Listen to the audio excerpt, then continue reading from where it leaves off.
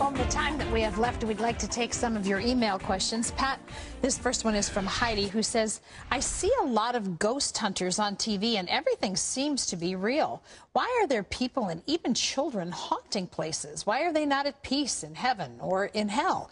There are only two places to reside when you leave this world, right? Are these people in limbo? They're not people. They're demonic forces that are playing like they're people and trying to deceive. When you die, Paul said, I'm in a strait betwixt two, either to reign in the flesh or to depart and be with the Lord. You either depart and you either go to heaven or hell, but you're not going to hang around as a ghost. That ghost stuff is strictly fiction, and it's based on demons, and the people who write those scripts don't know anything about demons, and therefore they make believe it's ghosts. But, you know, the ghost in the castle that's chained and he's clanking and all that stuff. And, you know, it makes nice for Marley's ghost to come back and haunt old Scrooge. Copy, right? Well, it makes Scrooge behave himself. All right. Okay, this is Judy, who says, do I really need a person to say they're sorry in order for me to forgive them? Not really. I mean, it's... you know, that was the touchstone. If somebody asks you, you know, 7 times 70, you're not supposed to turn them down. But, you know, they don't have to say they're sorry. It's up to you. This is Lisbeth, who says, do fortune tellers open the door to Satan? And what about fortune cookies? I think fortune cookies open the door to an expanded waistline. Of course, they're and a good cup of coffee. But they come out of a machine, and those little slips of paper are all manufactured. You'll meet a tall, dark stranger, you know. Take advantage of every opportunity. I mean, somebody sits there and thinks them up. But fortune tellers, you really are opening the door to demonic, because you're moving into another realm and you're asking for occult guidance. You ought to be asking God for guidance. The Bible says, are you going to turn to spirits that peep and mutter, or are you going to turn to the living God? So the answer is, they do open the door to demonic. What's that?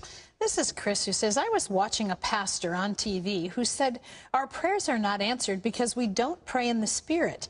Does this mean speaking in tongues? And if so, what do you do if you don't have this gift? I would really like to know how to pray effectively. The Bible says deep calls unto deep. You have a spirit. Your spirit communes with God. Those that pray in the Spirit in tongues, the Bible says, edify their own spirit. But you can certainly pray in the natural with your mind and have God answer it. So I think people make these statements, and they're probably partially understood as to what people are really saying. God is a spirit, and they that worship him must worship in spirit and in truth. That's what Jesus said.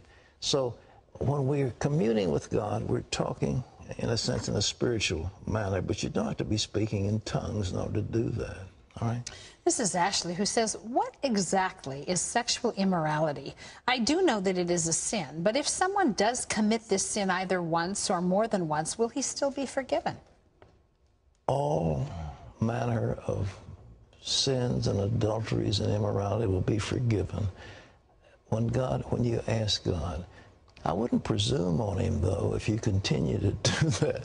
Harold Bradison talked about some woman who got the hots for him when he was a young man, and she was apparently some kind of a religious worker. And just before they were getting ready to consummate the act, she said, oh, God, forgive us for what we're about to do. And he broke out laughing. He broke the moment. He couldn't. I would imagine it Please forgive us for what we're getting ready to do.